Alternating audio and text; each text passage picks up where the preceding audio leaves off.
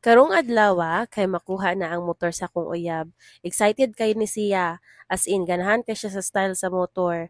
Diri aday minamalit sa may palengke lang kay dili na hassle kaayo adtoon or lakwon o duol ra pud kaayo. And aside from that, barato lang pud jud siya. And then dire na nami diri sa may motoran sa may palengke. And then while waiting sa system nila, gi-explainan mi na 2 to 3 months pa maabot ang kanang free license or registration sa motor. So naghulat mi di ari mga afternoon ni mga 1:30 PM.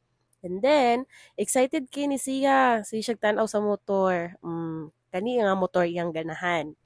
As in, kuan kanang baratuhon lang jud ni siya nga motor guys kay di akong uyab simplehon na jud ni siya as long as magamit niya sa pang adlaw-adlaw okay ra jud na siya. Pero puhon if tugutan sa Ginoo maka-upgrade mi sa iyang gusto jud. So kani for the meantime kani sa among gamiton kay ganahan mo pud siya sa color and at the same time barato and magamit niya lakaw-lakaw sa palengke, mamalit og mga gulayon, malit og tahop sa baboy, lakaw-lakaw, mag-date-date mi bisag asa.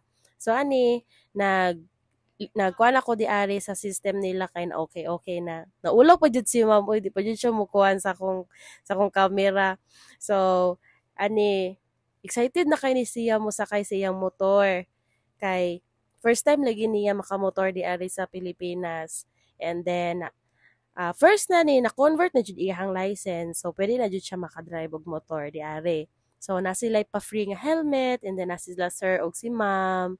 So thank you kayo sa pag-accommodate sa amoa even though 1 week jud mi naghulat kay nahalin jud ang isa ka motor nga yang gusto pod ato. So naghulat-hulat lang jud mi. And then naabot ra jud na nakuha na jud niya ang motor nga gusto. So kani gitagaan siya og mga warranty voucher and everything. Daghan kay sila mga warranty di ari guys. And then very accommodating pud sila ma'am. So sa gusto makamotor adto lang mo diri sa may SYM, sa may atbang sa Lauting. So very accommodating kay sila madam og si sir. So mao lang to siya guys. Happy kayo akong uyab sa ihang motor karong adlaw. Ugma magmotor-motor jud ni puntag sayo. Pero dili lang po siya magpataka kay basin ma-impound niya ang motor wala pay registration my god.